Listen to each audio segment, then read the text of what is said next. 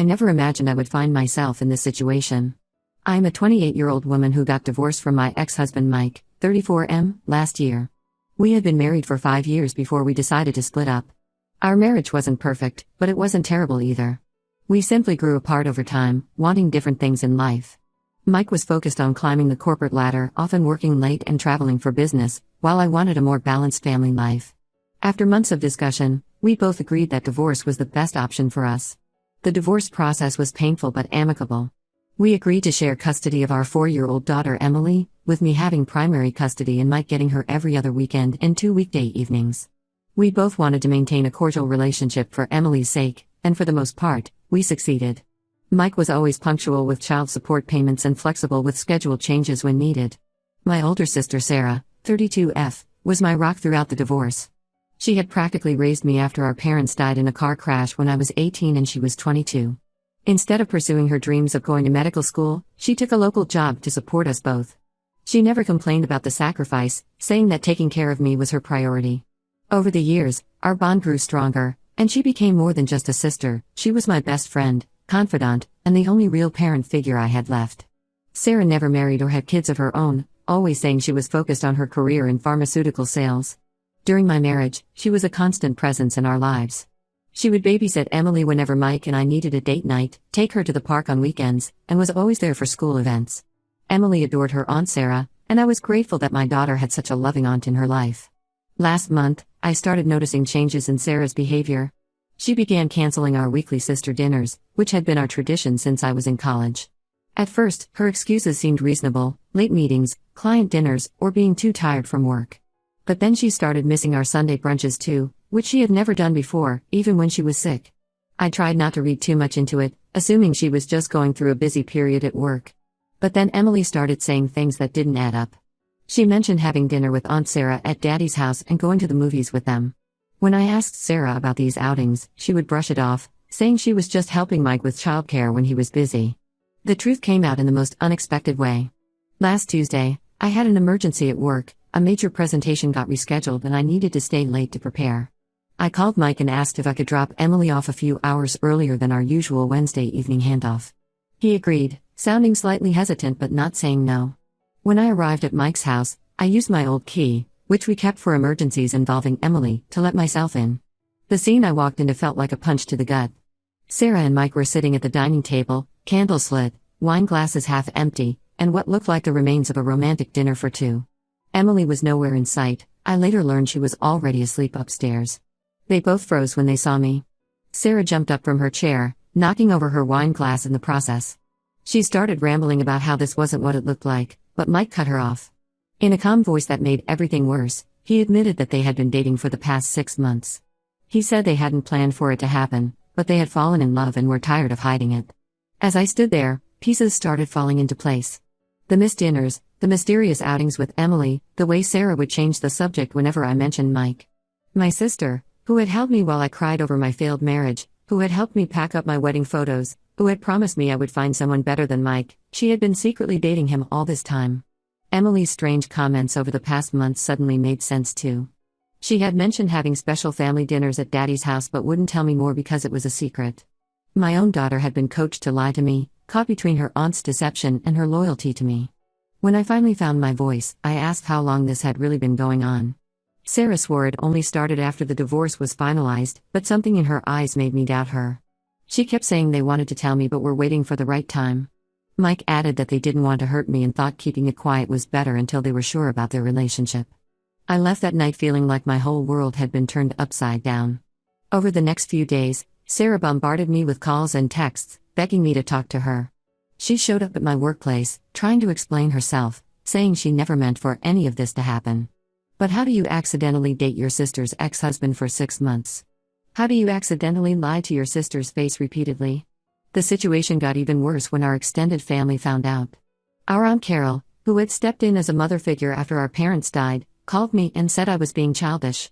She reminded me that I was the one who wanted the divorce, so I had no right to be upset about Mike moving on. Our cousins started sharing social media posts about toxic siblings and letting go of the past, clearly aimed at me. The final blow came when Mike requested a modification to our custody arrangement. He wanted Emily to spend more time at his house because Sarah was planning to move in with him. He argued that having Sarah there would provide Emily with a stable maternal figure during his custody time. The implication that my sister would be a better mother figure than me was like a knife to the heart. Now I find myself in an impossible situation. The sister who sacrificed everything to raise me is dating my ex-husband. My daughter is caught in the middle, probably confused about why mommy won't come to family dinners at daddy's house anymore. And my entire extended family thinks I'm being unreasonable for not embracing this new modern family arrangement. Sarah keeps sending me long messages about how much she misses me and how she never intended to hurt me. She talks about how we can still be a family, maybe even a closer one now. But how can I ever trust her again? How can I watch my sister play house with my ex-husband and my daughter? The worst part is that everyone seems to think I'm the problem for not being able to get over it and be happy for them. Update 1: The situation with Sarah and Mike has gotten worse in ways I never imagined possible. Last week was Emily's school performance. She was playing the lead role in her class play about helping the environment. Both Mike and I were supposed to attend as per our co-parenting agreement. I arrived at the school early to get a good seat, only to stop dead in my tracks when I entered the auditorium. There in the front row sat Mike and Sarah, and on her left hand was an engagement ring that caught the light every time she moved. They had gotten engaged without telling me. I later found out through my cousin's social media post that they had announced their engagement at a big family gathering 2 weeks ago, one that I wasn't even invited to. Aunt Carol had hosted a celebration dinner for them, and everyone from our extended family was there, even relatives we hadn't seen in years. The photos showed them all smiling, toasting to the happy couple, while I was completely in the dark. I somehow made it through the first half of Emily's performance, sitting alone several rows behind them, fighting back tears as I watched my sister lean her head on my ex-husband's shoulder. But the real pain came after Emily's part was finished. She ran straight to Sarah, jumping into her arms with excitement. Sarah pulled out a bouquet of flowers that she had apparently helped Emily pick out herself. My daughter barely looked in my direction, too busy showing Sarah all the details of her homemade costume. It wasn't until later that evening that I discovered the full extent of their involvement. Emily casually mentioned that Aunt Sarah had been coming to school during lunch breaks for the past 3 weeks to help her practice her lines. She had also spent weekends helping create Emily's costume, making it from recycled materials as part of the play's environmental theme. All of this happened during Mike's custody time, and no one had thought to inform me about any of it. After the performance, I confronted Mike in the parking lot while Sarah was helping Emily change out of her costume. He dropped another bombshell: they were planning to get married in 6 months and wanted Emily to be their flower girl. But what he said next made my blood run cold. Sarah was already looking into the legal process of adopting Emily to, as he put it, make their family complete. The thought of my sister legally trying to become my daughter's mother was too much to bear. I immediately called my lawyer the next morning to understand my rights. She assured me that Sarah couldn't adopt Emily without my consent as I was the biological mother with shared custody. However, she warned me about a concerning possibility: courts often favor stable two-parent households in custody battles, and Sarah and Mike could potentially use their marriage to argue for primary custody. I spent the next few days in a daze, barely able to focus at work. Then Sarah reached out again, this time bringing Aunt Carol to act as a mediator. They showed up at my apartment unannounced one evening, and against my better judgment, I let them in. What followed was 2 hours of what they called clearing the air but felt more like an ambush. Sarah, with tears in her eyes, revealed something that shattered what little trust I had left. She admitted that she had been in love with Mike for years, even before our divorce. She claimed she never acted on her feelings while we were married, saying she had buried them deep down out of loyalty to me. But now I question everything: every time she babysat for us, every family dinner, every moment she spent with my husband while I was building what I thought was my life.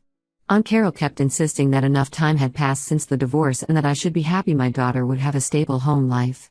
She talked about how Sarah had put her life on hold to raise me after our parents died, and how she deserved a chance at happiness too. When I pointed out the betrayal of trust, Carol dismissed it as childish thinking and said that in a few years, I would look back and realize I was overreacting. The conversation ended when Sarah started talking about their wedding plans. She had the audacity to ask me to be her maid of honor, saying it would help Emily see that we're all still family. I asked them both to leave and haven't spoken to either of them since. Later that night, my cousin Lisa called to tell me that Sarah had been sharing her side of the story with the entire family. She had painted herself as the selfless aunt who had sacrificed everything for her ungrateful sister, and who had finally found love only to have that sister try to ruin her happiness. According to Lisa, most of the family was sympathetic to Sarah's version of events, seeing her as the victim of my inability to move on.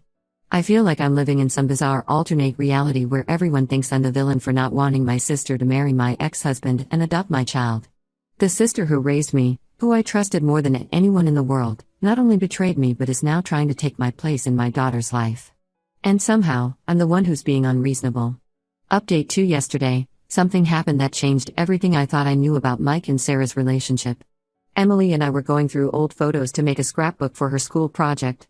As we flipped through the pictures on her tablet, she showed me photos I had never seen before, pictures from a beach trip that I knew nothing about. The photos showed Sarah, Mike, and Emily building sandcastles and having a picnic on what Emily said was a special family day from last summer. The timing hit me like a truck. Last summer, Mike and I were still finalizing our divorce.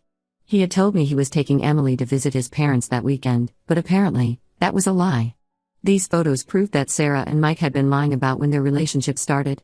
They weren't together for just 6 months like they claimed, they had been sneaking around while Mike and I were still legally married. After Emily went to bed, I dug deeper. I found more evidence of their deception on my cousin's old social media posts. There were photos of Sarah at places Mike had visited for business trips during the last months of our marriage. In one photo, she was at a restaurant in Boston where Mike had a corporate meeting. In another, she was sightseeing in Chicago during the same week Mike had a business conference there. But the betrayal went even deeper. Through a mutual friend who works at Mike's law firm, I discovered that Sarah had been actively helping Mike build a case against me for primary custody. She had been keeping a detailed log of every time I was late for pickup, every time I had to change plans because of work, and every time I asked for schedule adjustments. She even documented times when Emily mentioned missing her dad during my custody time. What made me feel physically sick was finding out that Sarah had been attending meetings with Mike's lawyer, providing information about my parenting habits and work schedule. She used her position as my sister to gather ammunition against me. All those times she offered to help with Emily so I could work late or handle emergencies, she was documenting everything to use against me later. The most heartbreaking revelation came from Emily herself. During breakfast this morning, she innocently mentioned something that made my heart stop. She told me that Sarah and Mike had been telling her they would be her real family soon. They had been saying things like, when we're all living together and Sarah becomes your new mommy.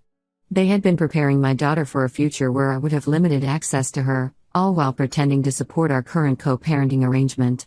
I confronted Mike about this over the phone, and his response was telling. Instead of denying it, he defended their actions, saying they were just trying to prepare Emily for their new family dynamic. He claimed they were doing what was best for Emily by providing her with a stable 2-parent household. When I brought up their lies about the timeline of their relationship, he brushed it off, saying the past didn't matter anymore.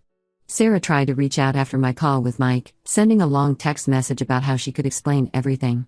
She claimed the beach trip was innocent, that nothing happened between them until after the divorce was final. But how could I believe anything she said anymore? The sister who raised me, who I trusted with everything, had been systematically working to replace me in my daughter's life. The hardest part is seeing how their manipulation has affected Emily. She's become confused about her relationship with me, sometimes asking why I can't be more like Aunt Sarah. She started calling their house her other home and talking about how excited she is for Sarah to be her new mommy. They've been quietly reshaping my daughter's perception of our family, making me feel like an outsider in my own child's life. I've scheduled an emergency meeting with my lawyer for tomorrow. With evidence of their deception and their attempts to alienate Emily from me, we might have a strong case to modify the custody arrangement. The thought of going through another legal battle exhausts me, but I have to protect my relationship with my daughter. I won't let them erase me from Emily's life, no matter how hard they try to create their perfect little family. Update 3. After discovering the extent of Sarah and Mike's manipulation, I knew I had to take drastic steps to protect myself and Emily. I spent weeks planning our exit strategy. I applied for jobs in different cities and finally accepted an offer in a city 3 hours away from our hometown. The position came with better pay and more flexible hours, which would allow me to spend more time with Emily. I didn't tell anyone about my plans until everything was finalized.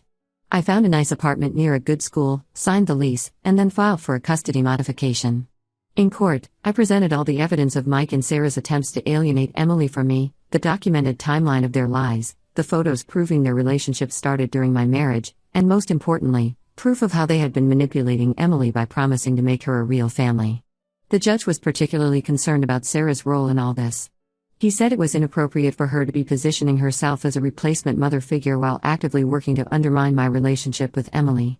The fact that she had been documenting my parenting for Mike's custody case while pretending to help me as a supportive sister particularly troubled the court. The custody hearing lasted 2 days. Mike brought up my decision to move away, arguing it would disrupt Emily's life. But my lawyer effectively argued that staying in our current situation would be more damaging to Emily's emotional well-being. The judge agreed, especially after hearing about how they had been telling Emily that Sarah would be her new mommy. The judge granted my request to relocate with Emily. Mike still has visitation rights on alternate weekends, but with one major condition: Sarah is not allowed to be present during his parenting time. The judge was clear that her presence was detrimental to Emily's emotional well-being and my relationship with my daughter. Aunt Carol tried to intervene one last time before we moved. She showed up at my apartment with Sarah, both of them pleading with me to reconsider. Sarah cried about how she couldn't bear to be separated from Emily, who she claimed was like a daughter to her. I simply reminded her that she was never Emily's mother, and her actions had proven she couldn't be trusted to respect that boundary. We moved last week. Emily was upset at first, but she's already starting to adjust to our new life. Her new school has a great arts program, which she loves, and she's made a few friends in our apartment complex. I've enrolled her in therapy to help her process all the changes and the confusion from Sarah and Mike's manipulation. Mike calls Emily every evening as per the custody agreement. I can tell he's angry about the move, but he's maintaining a civil tone for Emily's sake. Sarah keeps trying to contact me through different family members, sending messages about how much she misses us both, but I've blocked everyone except Mike's number, which I keep only for Emily-related communication. Sometimes I catch myself missing the sister who raised me, the one who held me through our parents' funeral and taught me how to cook our mom's recipes. But that sister is gone. In her place is someone who betrayed me in the worst possible way, who tried to steal my place in my daughter's life. The pain of losing my sister still hits me sometimes, but I know I made the right choice for Emily and myself. We're starting fresh in our new city, just the two of us.